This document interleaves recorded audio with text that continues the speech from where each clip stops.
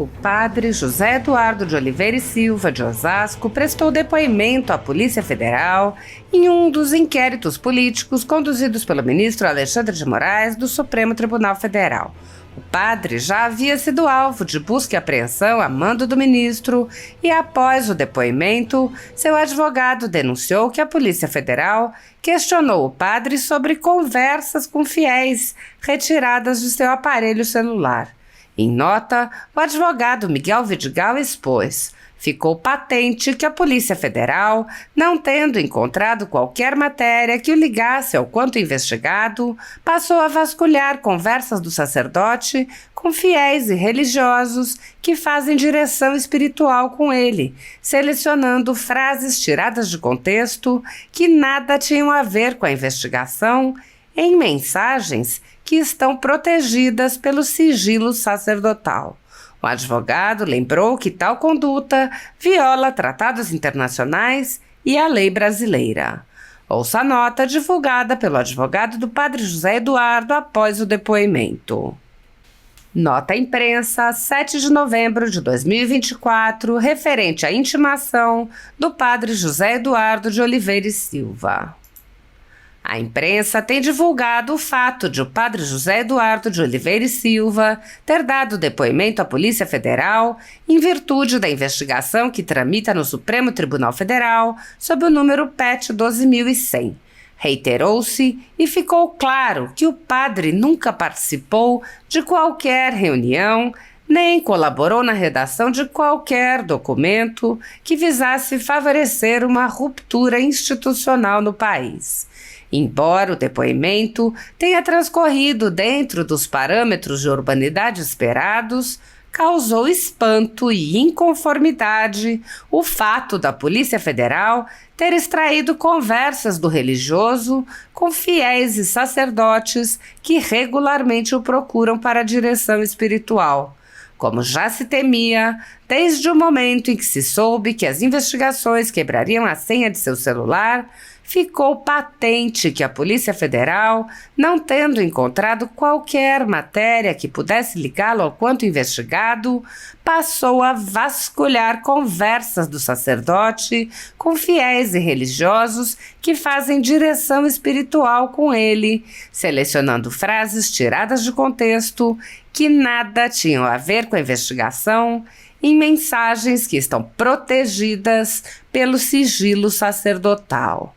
É um precedente imenso em nosso país que não pode ser ignorado. O Estado laico, que impera em nossa legislação, prevê a total separação da Igreja e do Estado. O Tratado Internacional Acordo Brasil-Santa Sé, recepcionado pelo Congresso Nacional e transformado em decreto no mês de fevereiro de 2010 pelo presidente Lula, garante em seu artigo 13 o segredo do ofício sacerdotal. Não bastasse tanto, além da garantia constitucional de liberdade religiosa, são diversos os artigos legais que garantem ao sacerdote e ao fiel manter o total sigilo da conversa havida entre eles. Por fim, causou também estupor à defesa a negativa por parte dos responsáveis pela oitiva de entregarem cópia do depoimento, afirmando ser este procedimento ordem do senhor ministro Alexandre de Moraes, mas em desacordo com quanto estabelecido na súmula vinculante 14 do STF. É direito do defensor, no interesse do representado, ter acesso amplo aos elementos de prova que, já documentados em procedimento investigatório, realizado por órgão com competência de polícia judiciária, digam respeito ao exercício do direito de defesa. O padre José Eduardo coloca seu apostolado e seu futuro nas mãos de Nossa Senhora Aparecida e confia que a investigação em curso provará o equívoco que foi sua inclusão nos autos da PET 12.100. Miguel da Costa Carvalho Vidigal. Antes do depoimento, o advogado já havia alertado sobre a violação da liberdade religiosa. Ouça a nota. Nota à imprensa referente à intimação do padre José Eduardo de Oliveira e Silva. A intimação, noticiada pela imprensa e dirigida ao padre José Eduardo de Oliveira e Silva para depor na Superintendência da Polícia Federal em São Paulo, é a continuação dos equívocos perpetrados pela investigação nos autos da investigação que tramita no Supremo Tribunal Federal sob o número PET 12.100. O religioso jamais teve qualquer atitude que visasse o rompimento do Estado de Direito e nunca participou de qualquer reunião que tivesse por meta a quebra da ordem constitucional. A ficção criada em torno do suposto envolvimento do padre José Eduardo, insinuando, inclusive, que ele fora, abre aspas, doutrinador de um esquema jurídico, fecha aspas, virou um inquérito que indefectivelmente deverá se concluir com a total improcedência da acusação. Pároco de uma igreja localizada na periferia da cidade de Osasco, em São Paulo, o padre não tem qualquer conhecimento jurídico que dê a ele a capacidade de entender e menos ainda organizar uma minuta de golpe, entre aspas. As preocupações do religioso são com sua comunidade e com os fiéis católicos de Osasco e Alhures que o procuram para celebrações religiosas, conselhos e bênçãos. Tendo presente esta realidade, ele estará, como sempre esteve, à disposição da justiça para colaborar com o que for preciso. Cumpre ainda recordar que a liberdade religiosa é garantia constitucional inalienável e protegida por inúmeros preceitos legais e tratados internacionais firmados pelo Brasil. Assim, não tendo feito qualquer ato contrário à lei, é inaceitável que seu ofício religioso venha sendo agredido e que as leis do país estejam sendo solenemente ignoradas. Miguel da Costa Carvalho Vidigal. A deputada Bia Kicis compartilhou um vídeo em que o bispo de Formosa, Dom Adair José Guimarães, expressa solidariedade ao padre José Eduardo e afirmou: o padre José Eduardo é reconhecido como um excelente sacerdote e professor conservador, sendo uma voz ativa na oposição ao avanço da esquerda e na defesa das famílias. Realiza palestras combatendo e é uma pessoa extremamente culta, caridosa e íntegra. É um amigo que respeito e admiro e que está sendo vítima de uma perseguição abjeta contra a liberdade religiosa e os cristãos. Manifesto toda a minha solidariedade ao padre José Eduardo. No vídeo compartilhado pela deputada Bia Kicis, Dom Adair José Guimarães prestava solidariedade ao padre na ocasião da busca e apreensão, dizendo: quero prestar minha solidariedade ao padre José Eduardo, da Diocese de Osasco, grande amigo, sacerdote de grande vulto para a Igreja no Brasil, que nesta semana sofreu busca e apreensão da parte da Polícia Federal na sua casa, tendo ficado sem seu celular, computadores e outros aparelhos dentro dos chamados inquéritos para averiguar um possível golpe que fora preparado na nação no final de 2022. Nós cremos profundamente na elevação, na probidade do padre José Eduardo.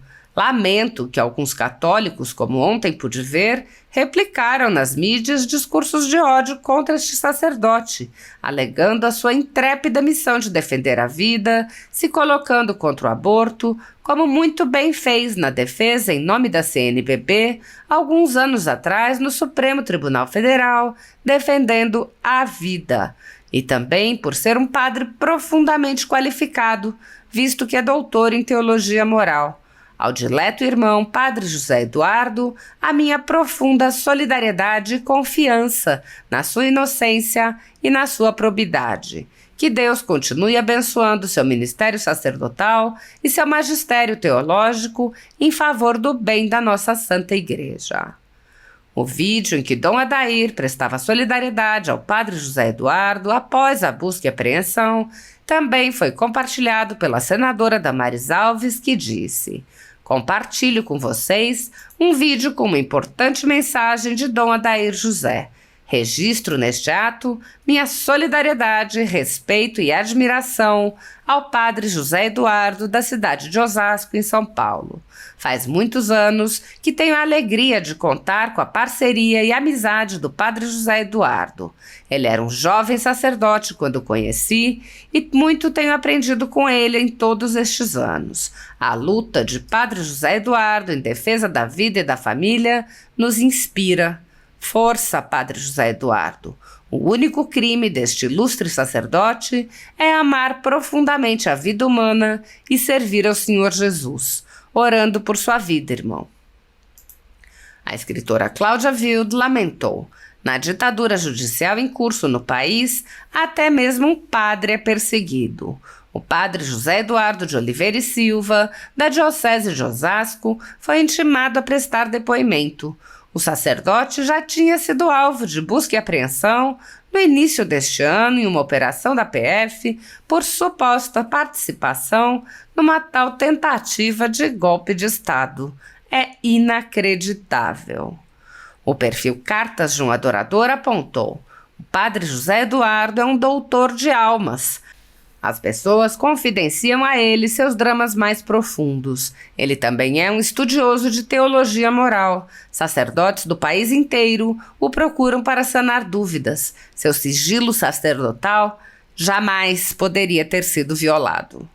A servidora Sarita Coelho questionou: o padre José Eduardo é um estudioso da pauta pró-vida e da teologia moral.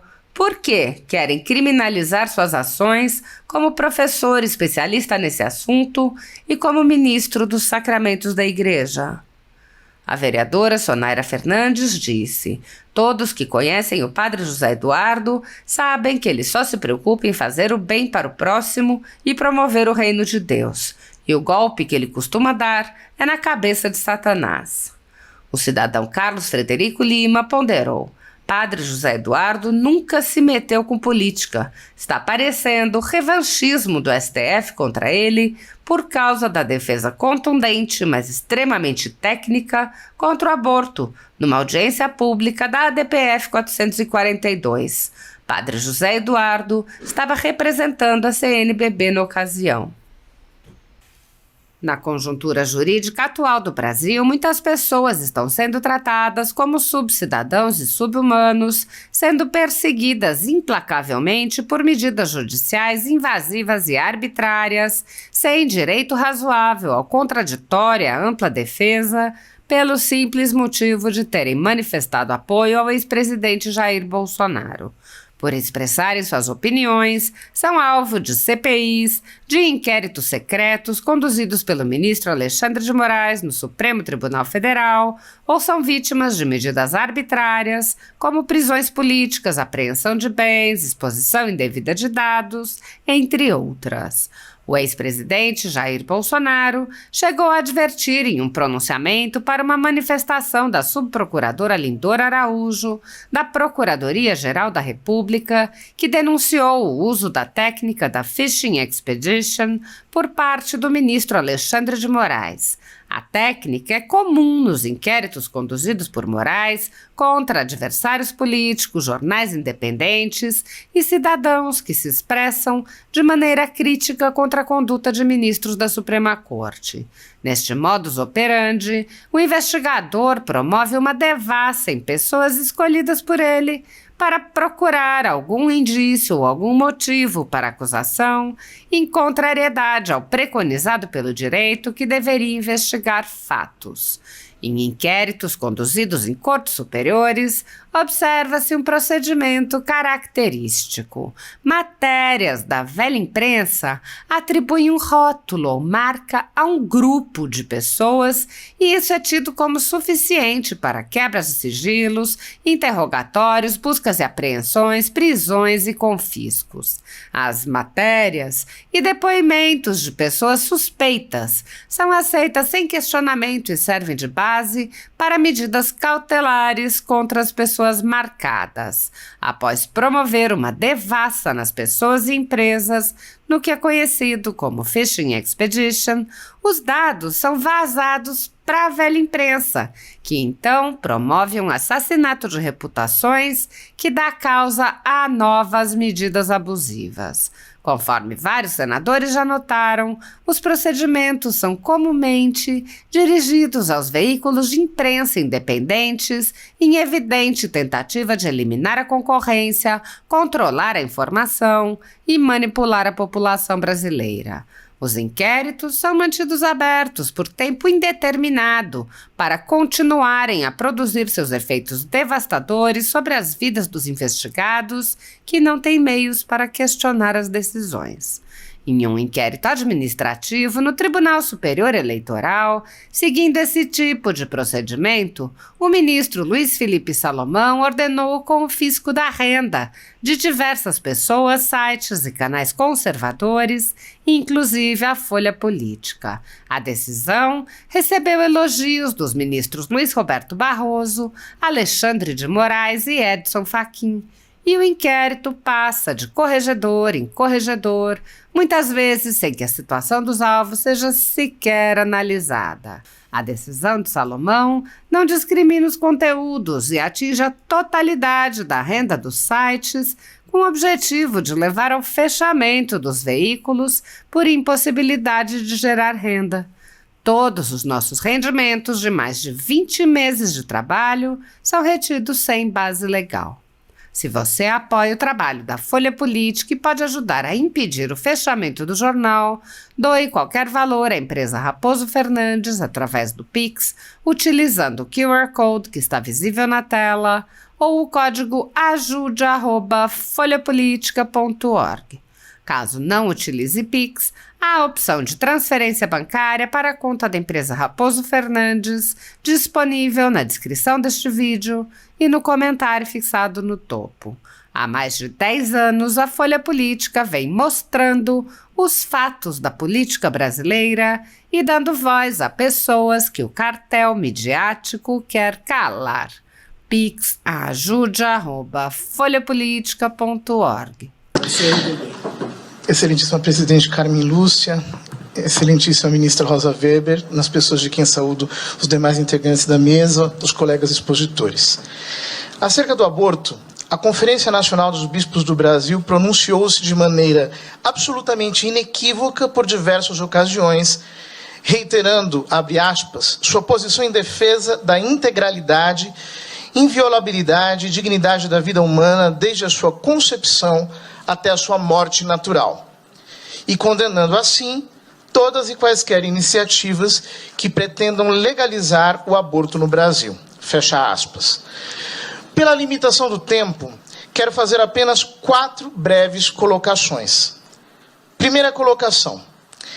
Esta audiência não se presta para o fim a que foi convocada.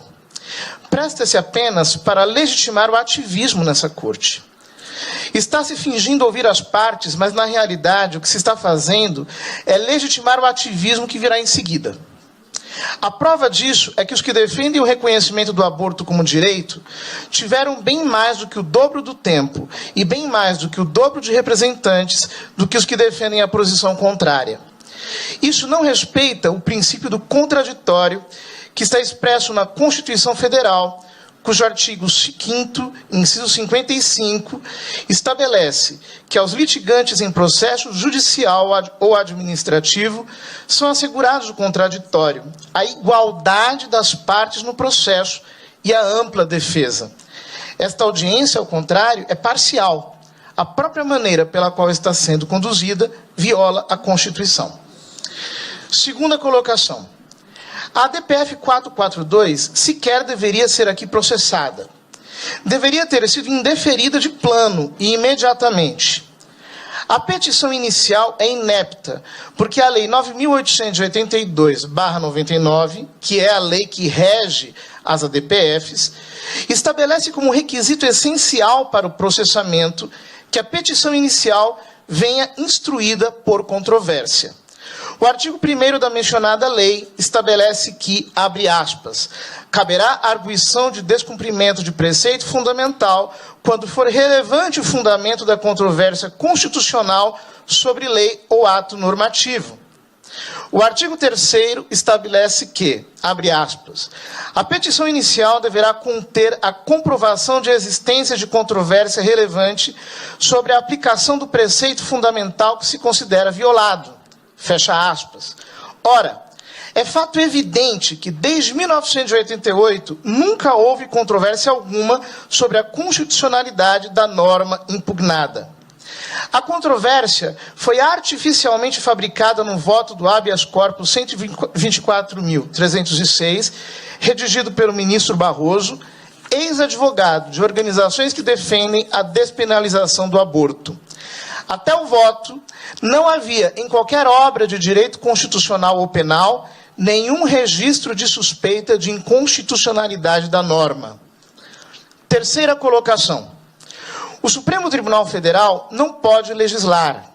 E, neste caso, já não estamos nem mais falando em legislar, mas em usurpar o poder constituinte originário. O artigo 5º da Constituição estabelece que a inviolabilidade do direito à vida é cláusula pétrea, e seu parágrafo 2º estabelece que os direitos e garantias expressos na Constituição não excluem outros decorrentes do regime e dos princípios por ela adotados.